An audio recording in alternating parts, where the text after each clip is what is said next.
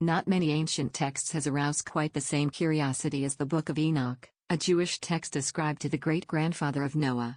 Since this text is not included in the Bible and not considered canonical, there are those who believe it has been forbidden from the Bible and that it is revealing mystic secrets about creation. In actuality, there are 3 different versions of the Book of Enoch: the Ethiopic version, the Slavonic version, and the Hebrew version. The first Book of Enoch is composed of 5 monumental works. The first work is called the Book of the Watchers, which tells the story of the fallen angels and their interference with mankind. It describes how they taught humans about advanced technology, and took human wives and had children with them. The book further goes on to describe how Enoch travels to the heavens.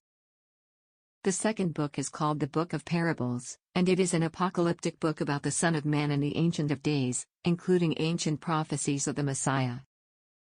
The third book is named the Astronomical Book, and it contains a detailed account of the stars and their functions, including descriptions of the movement of heavenly bodies in the firmament. The fourth book is the Book of Dream Visions. It contains the prophecy of all human history, from the creation of mankind all the way to the end times and the final judgment. The final book is called the Epistle of Enoch, which is an account for Enoch's wisdom and lessons for how humans should live their lives. This text also has a fragment about the life of Noah, outlining his background and mission to save all of humanity. The second Book of Enoch is divided into 4 main sections. The first section describes how Enoch is brought to heaven by 2 angels. Heaven is divided into 10 separate parts, and Enoch visits them all. In the second section, Enoch travels to the 10th heaven, and meets with God. He is told secrets about creation, including events taking place up until the Great Flood. This section further describes the fall of angels when they try to establish their throne above God's. The third section includes a list of doctrinal and ethical instructions given by Enoch to his sons. The main moral principle is to have love for all living beings. Lastly, the fourth section outlines the priestly succession of Enoch. The third Book of Enoch is in many ways similar to the first version. It also includes Enoch's ascension to heaven, cosmological secrets about creation, and fallen angels.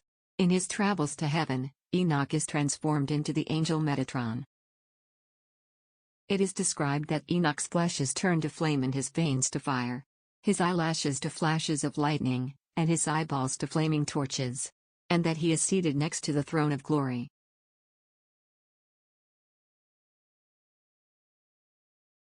One of the most interesting parts of the Book of Enoch is found in the second version, where Enoch travels to the 10 heavens.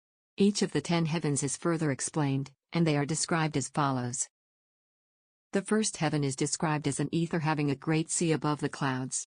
Here angels control atmospheric phenomena, and they keep storehouses of snow and rain. In the second heaven, Enoch finds darkness, a prison where rebel angels are tortured. In the third heaven, he sees both paradise and hell. The fourth heaven is the place of the movement of the sun and moon.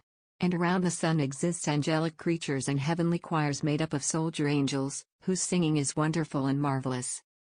In the fifth heaven, Enoch finds the Grigori, soldiers of fallen angels, who look like giant human beings. They exist in a state of limbo, having not yet been condemned. In the sixth heaven, there are archangels in charge of governing the cosmos, as well as people. They are appointed to various tasks, such as giving food to all living things, and to right the souls of humans. In the seventh heaven, the legions of God's angels live in beautiful light. Enoch can see the Lord on his throne, but only from a distance. The eighth heaven controls the changing of Earth's season and the movement of the constellations. This heaven could be interpreted as the engine of the universe. The ninth heaven makes up the upper firmament, on which the constellations reside. And finally, in the 10th and final heaven, resides the throne of God.